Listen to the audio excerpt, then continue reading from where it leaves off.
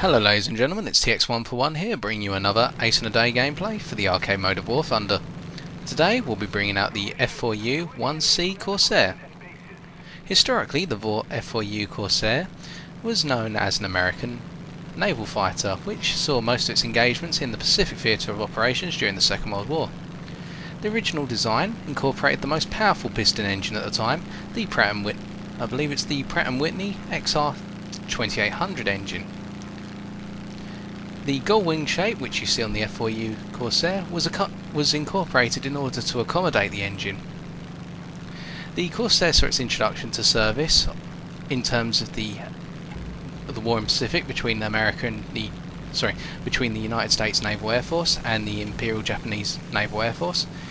It saw its introduction in 1944. As up until that point, American pilots were quite hesitant about deploying the Corsair from carriers, although it was employed at earlier dates as a land-based fighter. The F4U-1C Corsair was the iteration designed to be a ground attack plane, switching out the 650 caliber Browning machine guns for four 20mm AN2M cannons. In game, the F4U-1C Corsair isn't too bad in honesty. I haven't got all the upgrades for it, and so this is a first impressions review, as a couple of subscribers did request that I do a review of the F4U-1C Corsair. We're on the map African Canyon, and it's a ground strike gameplay of course. The setup we're using is a 30-minute fuel load, I believe, with 300-meter gun convergence, and we're using the stealth ammunition in our cannons. Now, I'm one to be rather hesitant when using stealth ammunition because I do like my tracers and I do like to see where my shots are going. But I thought I'd give the tracerless rounds a go, the stealth ammunition, because it has the most high explosive rounds. Now to start with, we're going to give our ME410 a hand and take out that Kitty Hawk. As you'll see shortly, the Messerschmitt 410 actually says thank you. So we're always here to help out teammates.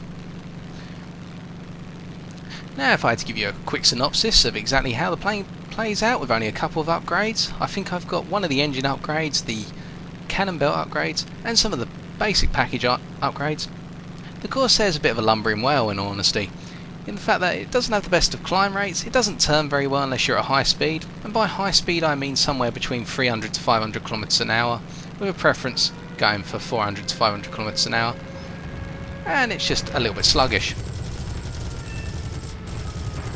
Now I do get the kill on the Mitchell here, however I'm not going to count it as a kill for the final tally. For the simple reason that Mitchell wasn't mine. I would say I shared it amongst the rest of my team, simply because there are about 3 or 4 planes going after that B-25 Mitchell, and I was getting rather frustrated at seeing the sight of an entire group of teammates having to chase down one plane. And as mentioned previously in my Focke-Wulf 190 D13 video, as you can see in the top right corner of your screen right now by clicking the annotation, if I see an enemy bomber being chased by an entire group of teammates and it's in my way, I'll put it out of action so all my teammates can get back on with the job. If it's seen as a kill steal by some, I completely understand. However, in my mind, I don't see it as a kill, I just see it as doing my part in order to make sure that the team can work as efficiently as a unit as possible. And so, proceeding back to the theatre of operations, we can see an IL-2 down below, a Hellcat in front of us, P-51 as well. And so what I decided to do, because my plane's not as manoeuvrable as those planes, is just climb away for a little bit, because I'm rather hesitant to get into the action. And as I gradually turn back around to see what's going on, I notice that the Hellcat has decided to go after one of my teammates, the Dornier 217 over there, or the Beaufighter. And so, using the Hellcat's lack of awareness as to my presence, I gradually head towards them in order to take them out. They unfortunately set our Dornier on fire, however, I can provide revenge. And having got my second kill now, I turn around to go after this P-51, however my teammate in the Beaufighter had already taken it out, so unfortunately we'll have to stay with 2 kills. It's at this point that I gradually make my way back towards the airfield, because I notice an enemy Yer-2 and an enemy Yak-9, both towards our airfield, and one of our fighters, i.e. a P-63 King Cobra, seeming to have a little bit of trouble taking these 2 opponents out. I don't go straight for the Yak-9 or the Yer, just because I don't want to let either player on to what my plan is. But I notice that the P-63 seems to be still in the dogfight, so I apply a little bit of web to make my way over and get into a position where I can attack. However, as you're going to see, the Yak-9 comes out of the dogfight with quite a poor amount of energy, meaning that we can get our third kill and help our teammate out. So, as I was saying, this is a first impressions review, and I will review the Mark 1C Corsair once I've got all the upgrades. I'll be honest, I've been playing the plane as a sort of backup fighter, in all honesty. You're not going to be the first one to get to the front line, get up high and take out the enemy bombers just because you don't have the engine power or the maneuverability to do so. However, what you can do is be there waiting for the enemy bombers to make their way over. A number of times, just an enemy bomber just seeing your presence above your airfield or your bases will turn away and run for it, or dive down low and pretty much sacrifice all their altitude to get themselves killed by the rest of your team, because they know you've got 4 20mm cannons poised and primed, ready to take them out. Now I'm getting a bit wary of this LA5 above, because I know that if I come too close or I put myself right underneath them, the LA5 is probably going to dive on me, and they're a much more manoeuvrable plane at high speed. And so I just decided to turn away, pretty much just keeping to my half of the map and waiting for an opportune moment to go and seize a kill. I noticed that there's a massive confrontation building up in the centre of the map, as you can see in the centre of your screen at the moment, with all these Yak-3s, LA5s and Beaufighters all heading into a little cluster. And so I'm starting to think to myself, well, hold on, why don't I start making my way over there as well?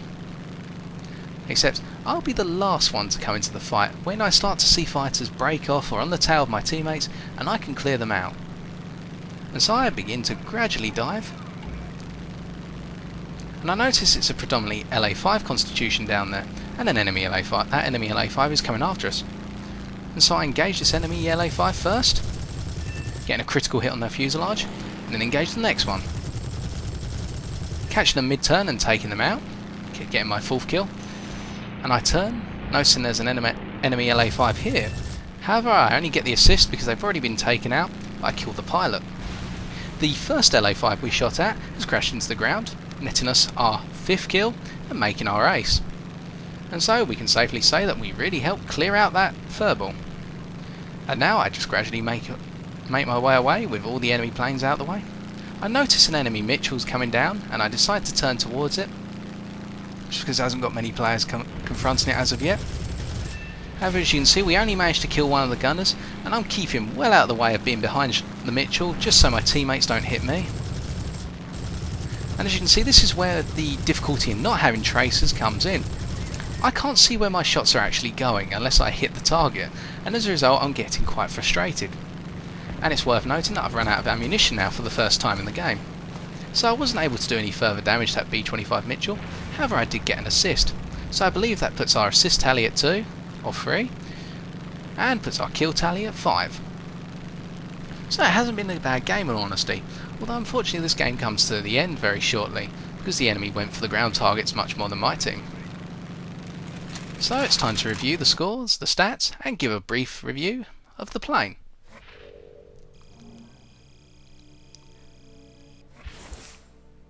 So how well did we do? Well, we managed to get 5 kills, plus we assisted on taking out that enemy bomber that was over our airfield.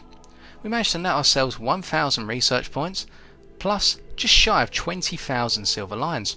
So we didn't do half bad, in all honesty. And we're making our way towards the engine injection upgrade. In short, I'd have to say that the F4U-1C Corsair isn't too bad of a plane from my first impressions. It's sluggish, and to be honest, you're trading off a massive amount of firepower for a loss in manoeuvrability. As a result, while you won't be the first plane to get to the front line, you'll be the plane at the back waiting to pounce on those when they least expect you, and with those cannons ready and waiting to go, you can make quick work of anyone who comes in your way. And so I've been TX141. If you enjoyed the video, why not leave a like, comment or subscribe for future content on my channel. Until next time, ladies and gentlemen, take care and have fun in the skies.